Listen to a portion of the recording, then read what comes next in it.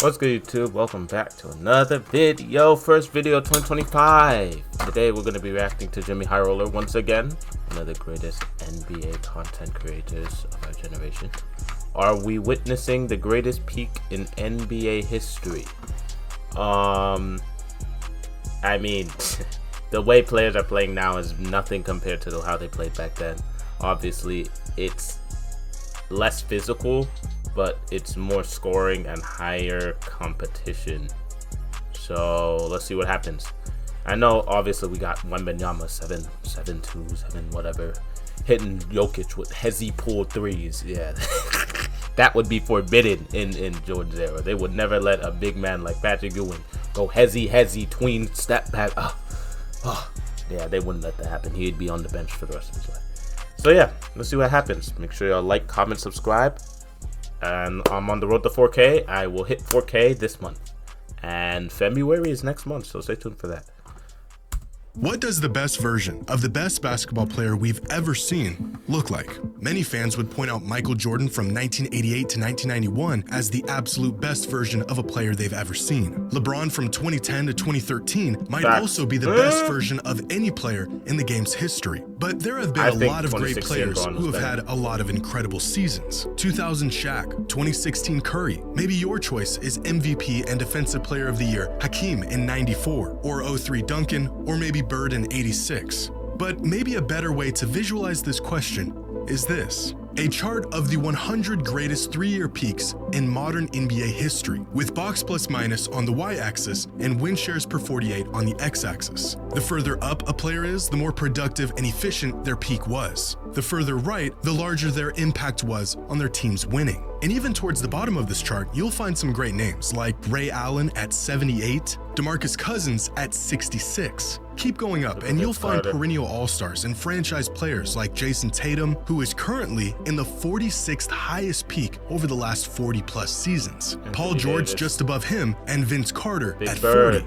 Now, this isn't some perfect method to measure players. Most advanced metrics tend to undervalue defense and overvalue offense, but overall this gives us a great picture of how impactful players were at the peak of their powers relative to the rest of the league. And at this point, we reach all-time great peaks. The guys who can carry an entire team. Luka at 15, Magic Johnson at 11, Stephen Durant at 7 and 6, James Harden and his best three-season stretch just ahead of them, Giannis with the 4th highest individual peak, and head and shoulders above everyone else. I think maybe almost better. Identical peak numbers are Michael Jordan and LeBron James. Clearly the two best peaks we've ever seen.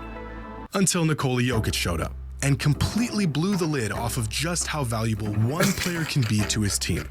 Is Nikola Jokic the best version of any basketball player ever? That's an interesting take. I thought he meant in general. I didn't know he meant Jokic. Today's video is brought. SeatGeek, sponsor me. Is truly any order. How do you know when a player is truly impacting the game? They can put up great numbers, but that doesn't always translate to winning basketball. You can use the eye test, but our eyes can be deceiving. However, there is one surefire way to tell. And that's when a player is so important and so valuable that their team is utterly lost without them. Every time they step out of the game, everything falls apart. We saw this with LeBron at points in his career. We've seen this many times with Steph. And just a couple days ago, we saw this with Nikola Jokic. In their recent matchup against the Warriors, Jokic started the game, and the Nuggets got out to a 6-point lead before he checked out for the first time with 1:32 left in the first quarter. Now pay attention to the score and the time left on the clock. By the time Jokic re-entered the game, 5 minutes later, the Nuggets were down 5 points. Jokic helped the Nuggets overcome that deficit, and by the time he checked out again at the end of the third, the Nuggets were back up by 5. By the time he returned to the game, just 2.5 minutes later, the Nuggets were down 3 points. Jokic played the rest of the game, and the Nuggets ended up winning by 4. Jokic was on the bench for just 8 minutes of this game, was a net plus 42 points, and the Nuggets won this game by just 4. Wow. And that pretty much sums up how important Nikola Jokic is on a basketball court. Pair the impact he makes on his team's success with stat lines that make you question everything you've ever known about basketball, and you have yourself a player who is beginning to enter conversations that some fans aren't quite ready to have. Are we witnessing the highest peak in the history of the NBA? Some people think so. We're now going on 5 seasons of this guy being the best player on the planet, and despite 3 MVPs in 4 seasons, the man has somehow found a way to take his game to even another level. Is there still a gap between Jokic and the highest peaks in basketball history? Or is this version of Jokic peaking higher than any player we have ever seen before? Well, there's a pile of evidence that suggests he is. So far this season, when Jokic is on the floor, the Nuggets score 31 more points per 100 possessions, which means Jokic is single-handedly the difference between the Nuggets being one of the best offenses in NBA history and one of the worst. But the absence of any great offensive player will wreak havoc on a team. It should be expected that a system will struggle when you take out their most valuable and important player. From 2015 to 2017, the 3-year offensive peak of Steph Curry's career, the Warriors scored 15 more points per 100 possessions when he was on the court versus when he wasn't. And Steph's offensive value throughout this 3-year stretch had become the gold standard in the modern NBA. According to Cleaning the Glass, which has a database that dates back to 2004, no other player over the last 21 seasons has been able to match Steph's offensive impact. LeBron came relatively close from 2008 to 2010, elevating the Cavs' offense by 13.5 points per 100 possessions. Peak Chris Paul and Steve Nash were the catalyst to 2 incredible offenses. But even amongst offensive juggernauts, Steph was in a league of his own. Until Jokic hit his peak, where he has been the most impactful offensive player over the last 2 decades, and it's not even remotely close. Over the last 3 seasons, the Nuggets scored 23.3 more points per 100 possessions when Jokic is on the court. That is a larger gap than most starting 5s have over their bench. This is... I don't see Jordan here. I guess they're not comparing him. But, that's the fact that LeBron, the Cavs had a lower point difference. So even if LeBron matched 120 points per possession, he would have a higher point difference, even if he just tied him, because the Cavs in general had a lower. Golly, but Jokic is clear, long and away. His team has the worst amount of points, and he has the most amount of points per possession. So that's crazy. Unit. Jokic is making this big of an impact by himself. And we already knew that he was approaching, if not already at the level of some of the best, most impactful players in NBA history. But to really enter the conversation, Jokic first had to do what every all-time great must: prove that he could be this good over and over and over again.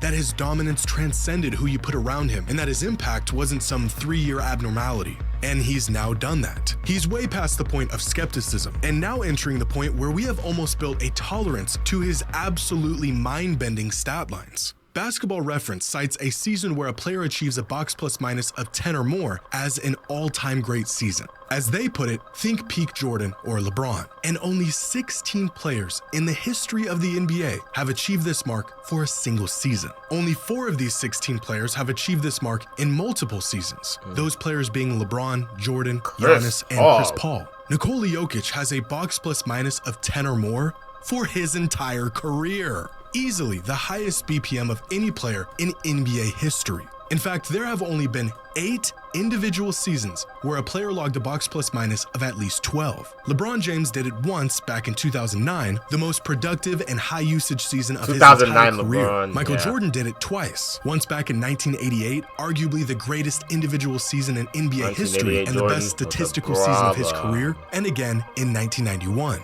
This season, Nikola Jokic is on path to accomplishing this feat as well, joining an exclusive club with the 2 greatest players of all time. But he's been in the club for a while now, because he also did it last season, and the season before that. Oh, and the season before that, and the season before that one. 5 straight seasons of basketball, equal or better than the very best seasons of LeBron and Jordan. But you don't have to seek out metrics to see how Jokic has mastered the game. Wow. Every single time he steps on the court, it is clear that he is just simply better than everyone else. From the top of the key all the way to the rim, there isn't anywhere on the court where Jokic can't pick apart a team. Near the rim, Jokic is virtually automatic. He's got the size and strength to abuse even the best big men in the league, because as everyone was tailoring their game to spacing and athleticism and speed, Jokic has gone the other direction. The size of a true big with footwork and touch around the rim that most defenders in the NBA today have no idea what to do with. For most big, punishing centers, this is the extent of their expertise. A game built to dominate around the rim. And there's two counters for players like this. Try to push their game away from the rim, or collapse and force them to make a play. Two counters that have been relatively effective since the beginning of time. Except Jokic will feast on both of these options. As the best playmaker in the league, collapsing or sending multiple defenders at Jokic doesn't work. He'll find the open man and make you pay with a 3-ball. The man is sick. If anything, this is probably his preference. Send help. We wanted the 3 anyways. So as of late, teams have tried option number 2,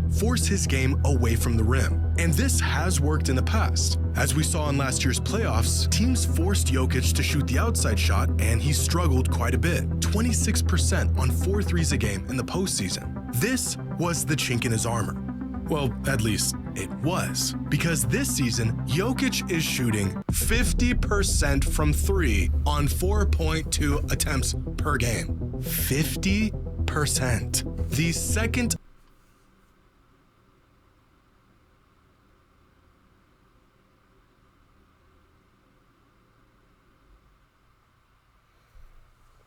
It is 4.2 possessions per game, or 4.2 average shots per game, shot attempted. But still, 50? At the same time, it is 4 threes a game. But as a big center who misses a lot of we're in trouble.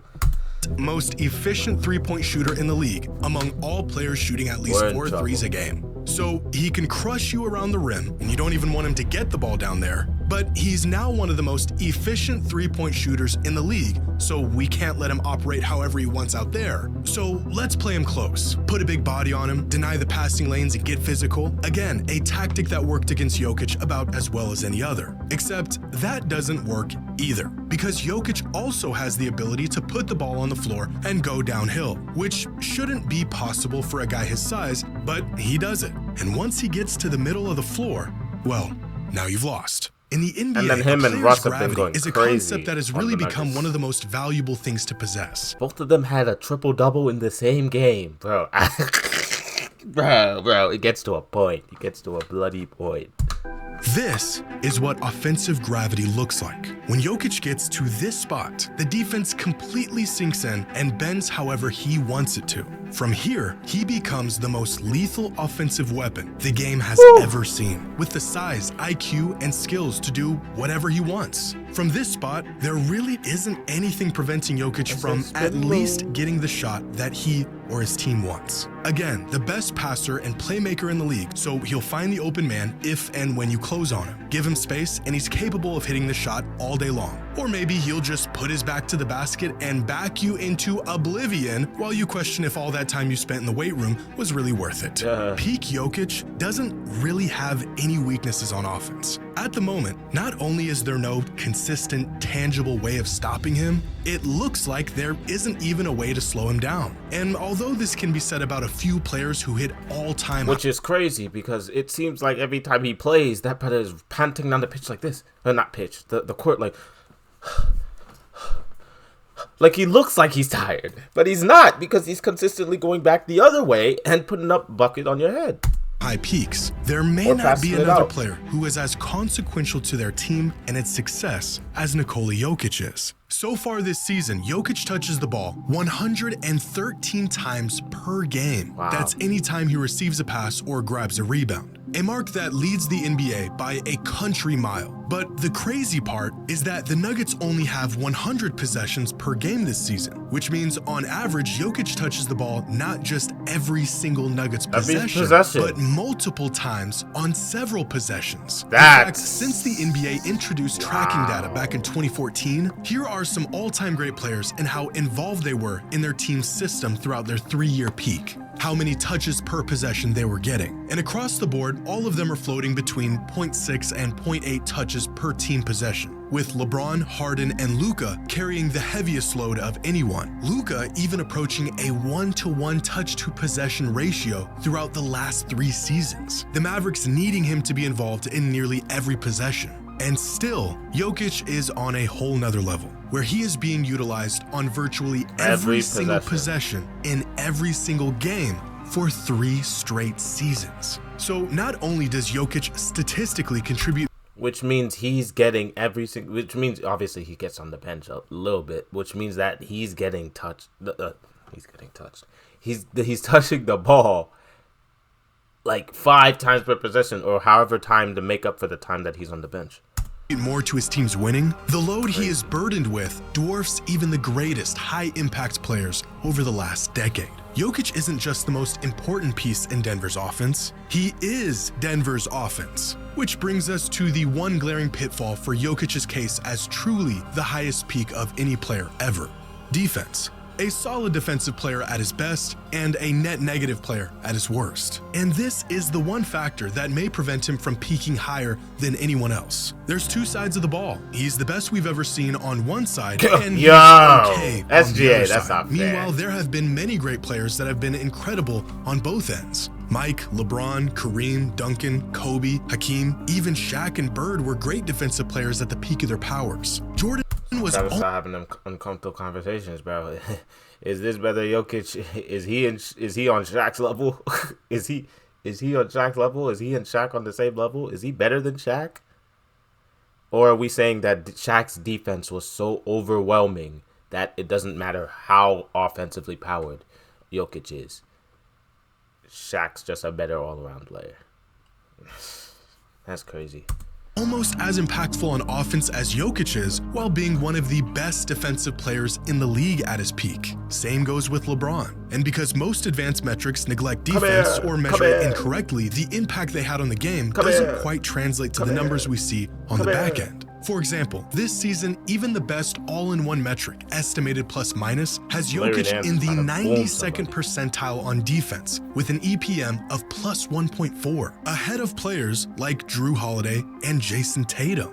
This same metric has peak DPOY candidate LeBron at a defensive EPM of just plus 1.2, which is worse defensively than Jokic this season. And it doesn't take an analyst to know Jokic and 2013 LeBron are worlds apart on the defensive end. Where Jokic gets the benefit from virtually every metric we look at, some other players may not. And I don't know if unprecedented offensive mastery is enough to overcome the fact that Jokic is considerably worse on defense than others are. At least, I don't think so. But when I actually watch Jokic play, it's not the metrics, but my eyes that tell me he's influencing and impacting the game just as much as anyone I've ever seen. It feels a bit weird to put Jokic in the same conversation with a peak Jordan or a peak LeBron, 2 players who have essentially been levitating. Peak Jokic is not better than peak Jordan or peak LeBron. I don't care what you tell me. You could give me the finest stats in the world. There is nothing on this planet that's telling me that peak Jokic is better than peak LeBron and peak Jordan. I don't care. I do not care. Above everyone else. As valuable as Jokic is, I witnessed a man carry second-rate teams to the finals over. LeBron was taking scrubs to the playoffs, bro. Consistently.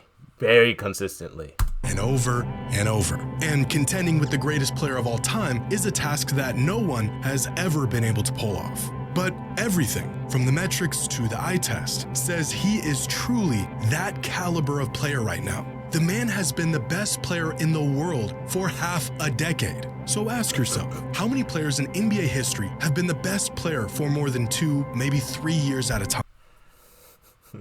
I'm not going to say anything. There has been a lot of guys who've worn the crown, but how many held on to it for extended periods? LeBron's been alive for 40 years now. He's been playing in the league for more than he's been alive. And thriving at that. The list isn't very long. Kareem, Bird, Magic, Jordan, Shaq, Duncan, LeBron, maybe 6 or 7 players in the league's history? Well, whatever list you came up with, Jokic is now on it. And he isn't Who's just he? the best player on the Bro. Who was Jokic shaking up? With, Jokic is now on it. Okay, and he isn't just the best player on the planet today. He is one of the best versions of any player ever. He is up there though. Jokic is. I'm telling you that this was a great video.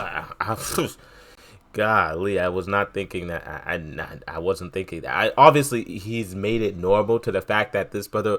Well, I forget what crazy triple double he had, but he had triple double. He had like 36 points, like 16 boards, and like 12 rebounds, something like that. And then Westbrook had like 16, 10, and 10. And I was like, oh wow, that's crazy that they both had a triple double. But I didn't say anything like, oh wow, Jokic put up a triple double. That's insane. I kind of like normalized it. Him and Westbrook are the two people that I say put up triple doubles at a high rate, and that's crazy to say for a center. That a center is getting a triple double almost that consistently. So he's a playmaker as well as a big. So I don't think Jordan had that playmaking badge. not Jordan. Sorry, Shaq. Wrong guy. I don't know if Shaq had that playmaking badge, but I'm not gonna have that conversation. Y'all can comment in the comments. Who do y'all think is better, prime Jokic or prime Shaq? I don't know. I'd have to do more research on Shaq, obviously, but I with these stats, it looks like it would be up there for like it would be a sensible debate to have. But yeah, make sure to like, comment, subscribe. I'm gonna catch you on the next video.